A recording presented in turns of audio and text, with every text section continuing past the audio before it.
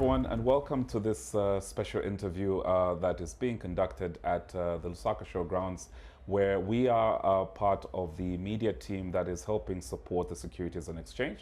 And with me is none other than our good old friend, the Chief Executive at the SEC, Mr. Philip Chitalu. Philip, how are you?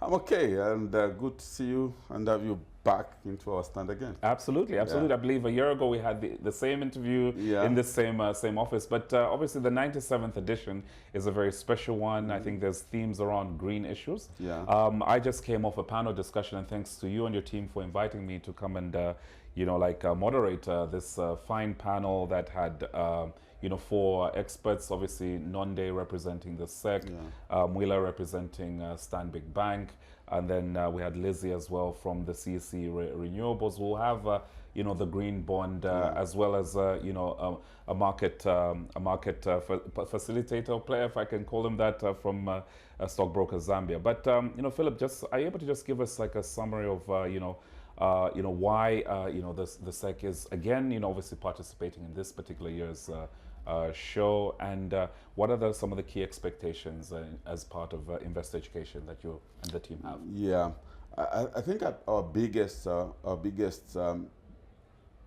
way is to dovetail into this year's theme, adapting to climate change.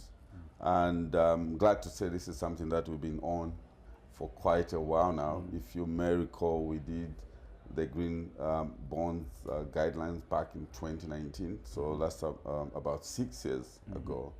It's as if we anticipated that the market needed green products to try to send capital to productive sectors. In this particular case, we've been lucky in the sense that somebody has actually helped us surpass our expectations. In our capital markets master plan, which is a 10-year development plan, we planned that we needed to have the market raise about $100 million, but we're already talking about $156 million.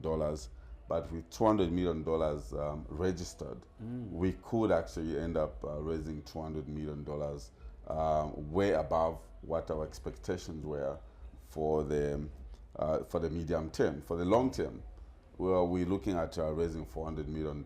It's not necessarily us, but helping the market to raise long-term capital in a green way. So this fits into adapting to climate change.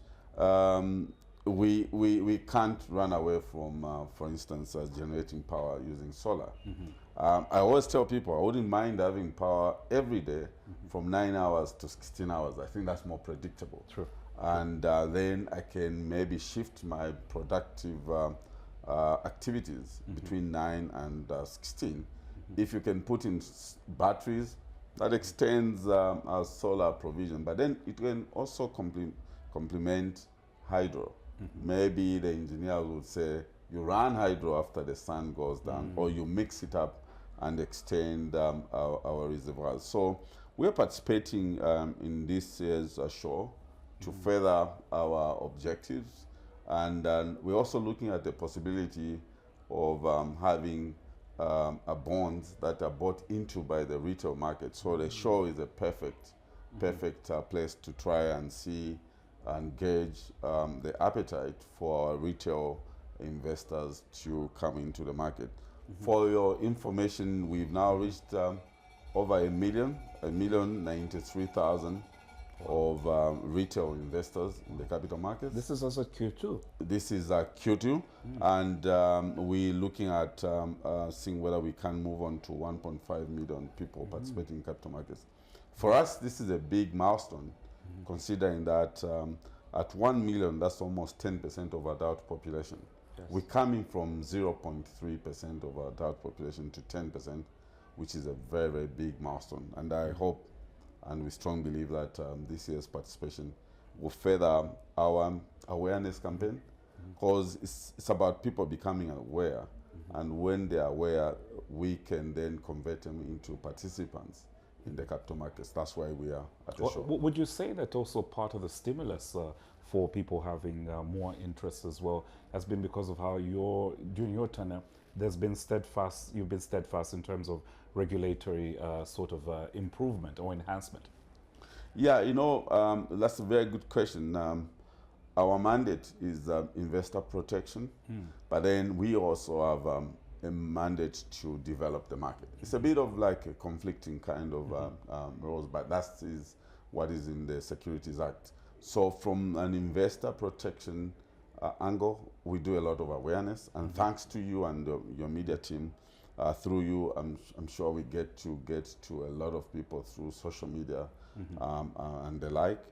It's we strongly believe that to protect investors, first they need to be aware.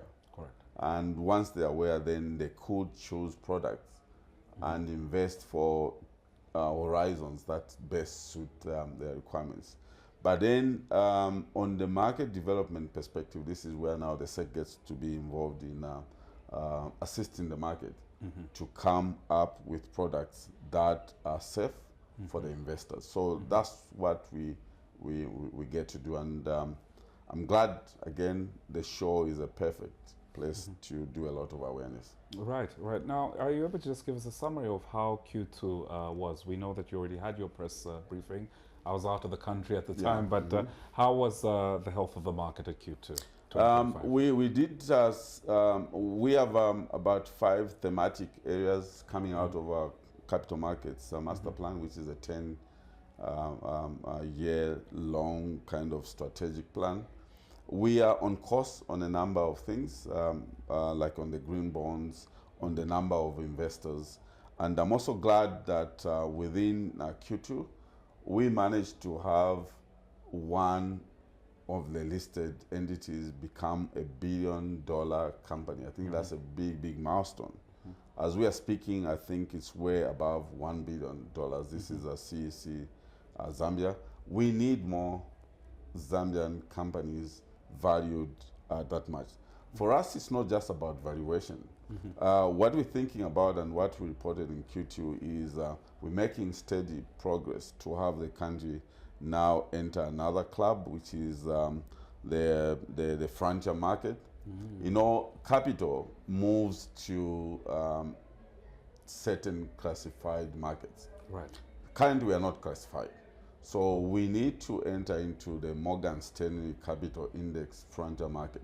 So with CEC, I think ZCCM also coming up and a few other counters, we can now showcase to the world that Zambia is open for business and finance can flow into the country. So the entry into the market requires you to have at least 2 businesses that are of a particular size, and with CEC, ZCCM, Zambia Sugar and others, we qualify for that. So the next qualification is the liquidity on the market. I'm glad again to say that we've reached the minimum levels of liquidity, especially on the CEC counter, because when people want to bring in money, they have to be assured that they can get it out. Correct. You can't just pump in money and then you can't get out. This is where the importance of liquidity comes to a market. On an operational scale, of course, thanks to government, we're able to meet all our funding needs, which means we continue doing investor protection, awareness, because the budgets have been met as well.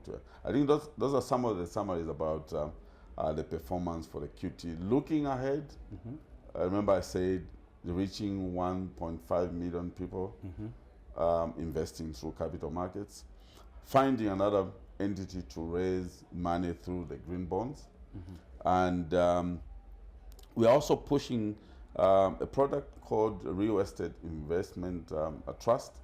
I'm glad again to say that's one of our KPIs.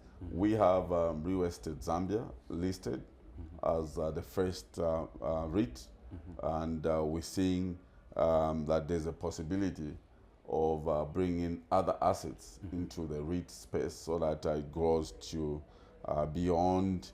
We targeted 40 million.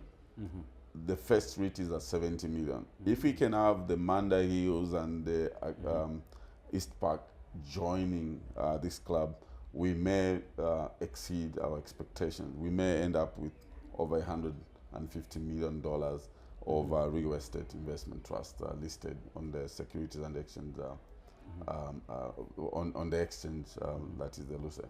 Right. Yeah. And maybe on a final note, Philip, sophisticated instruments such as, like the REITs that you've just talked about, how important are they to the overall strategy, the 10-year strategy of the capital markets plan? Yeah, I think one of the things that you have to look at is first attracting finance. Most of the external funding, some of the external funders would not invest in assets that are below, let's say, $50 million. Correct. So if you have to expand the real estate sector, then you ought to augment the malls, put them into one asset big enough for external people to give consideration. I was with students yesterday and we were playing a game. I asked them a question, how big $500,000 was. They said it was a lot of money. I was like, okay, on a personal basis, yes, it is. But if you have to look at international transactions, no one would be willing to come and invest in a $500,000 little shopping mall or in a combo in somewhere. Exactly. So we really need to start thinking big as Zambians. I gave them an example of the CEC where they are raising $200 million. I was like, this is the way it should be. We should be moving from maybe ticket sizes of $50 million going up. Correct. And maybe to the viewers who will be able to watch this, I think that's the message. Zambia is open for business. I think let's start thinking big. Capital markets are for big ticket transactions. Absolutely. Would leave small transactions to other financial sectors such as banks, but even banks get to participate in capital markets in developed capital markets as it was. So this is what we're looking forward to. Absolutely. Yeah. Philip, thank you so much for speaking to us. No, thanks for having me, and it's a pleasure to be interviewed by you. Absolutely. Thanks. So Bye. you've heard it for yourself. We've gotten an update from the Chief Executive Officer at the Securities and Exchange. So stay tuned for more insights and highlights as we continue to cover the SEC at the 97th edition of the Agriculture and Commercial Show. I've been your host, Mwelwa Kenneth Chibesakunda, and as we always say at Financial Insight, get to know.